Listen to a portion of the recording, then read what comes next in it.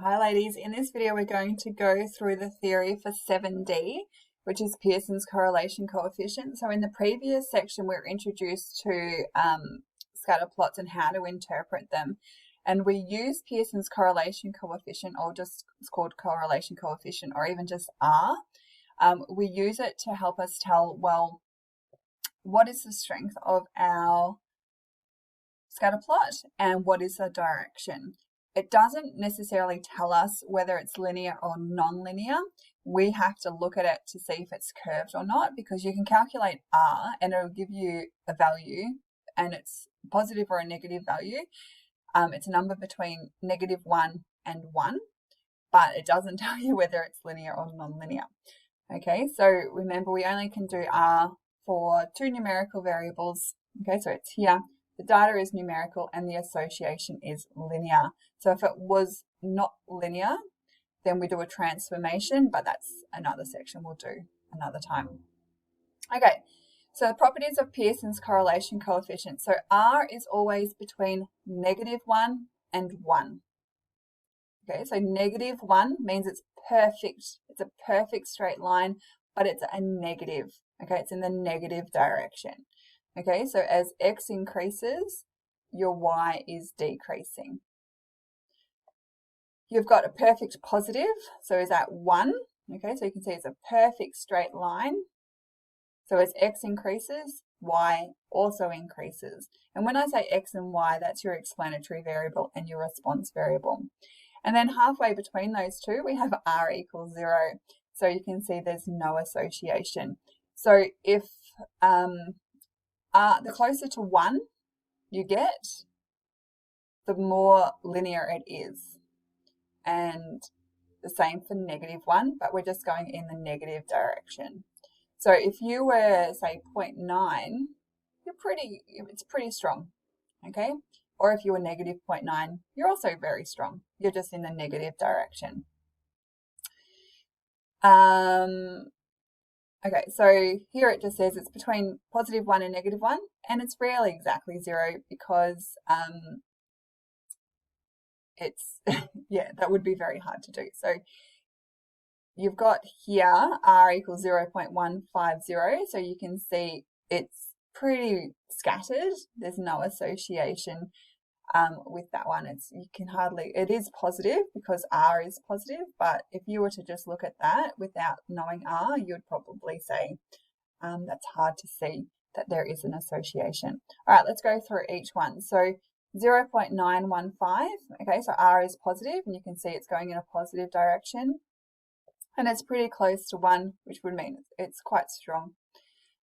Here, R is a little bit less, so 0.767. R is also positive, so you can see it's in a positive direction. And as R decreases, so to 0.551, it becomes more scattered, but because R is positive, it's in positive direction. And then we've got some negatives. So R equals -0.874, so it's quite strong, but it's just in the negative direction. And then R equals -0.501, so more scattered, but in the negative direction. Okay, so this box here, this colorful box, helps you interpret R. Okay, so depending on where your values lie, helps you say whether it's strong, moderate, or weak, or no linear association. So if it's between 0.75 and 0.99, or 0.75 and 1, you rarely get 1. Okay, so it's strong and it's positive, okay, because your R values are positive. It's moderate, positive, linear if it's between 0.5 and 0.74. And then when you're below that, so 0.25 to 0.49, it's weak. And then anything between -0.24 and 0.24, so those values getting closer to 0, there's no linear association. And then as we go to the other end, we've got the opposite. So we're looking at the negative this time. So weak negative is between -0.25 and -0.49. Moderate negative between -0.5 and -0.74. And strong negative between -0.75 and 0.99. So once you get your R, you just look at this, okay? And straight away, you can get both the strength and the direction, okay? But remember, whether it's linear or non-linear requires you to have a look at the scatter plot. All right, correlation and causation. Okay, so this is really, what am I going to say? It's something you need to know, but it's not a huge part of the course. Okay, so I'm just going to read through it because the textbook probably explains it better than what I could. So the existence of even a strong association between two variables is not in itself sufficient to imply that altering one variable causes a change in the other. It only implies that this may be the explanation. Alternative explanations to consider are that it may be that both the measured variables are affected by a third and different variable, which is a common response. So let's think of the amount of medication you take. Let's say you're sick and you take some medication, and the longer you take it, the better you feel. But so you might say, well, there's a relationship between the two, but maybe there's another variable that is making you better, and that could be the number of hours you sleep.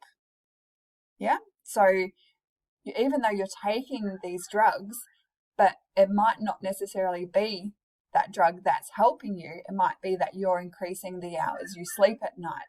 So just because there's an association doesn't mean that there's a causation. So there could be a correlation between the two. So there could be a relationship, but it doesn't always mean that one causes the other to happen. So just taking the drugs might not cause you to get better.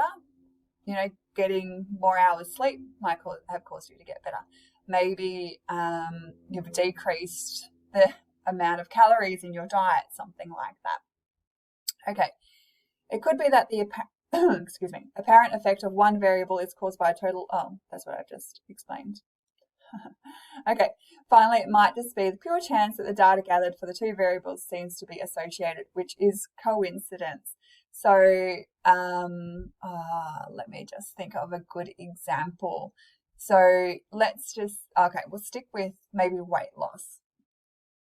And maybe I'm looking at weight loss and the hours spent listening to Spotify.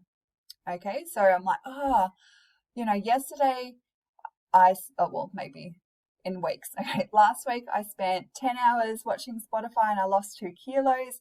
This week I listened to Spotify for 20 hours and I lost 5 kilos.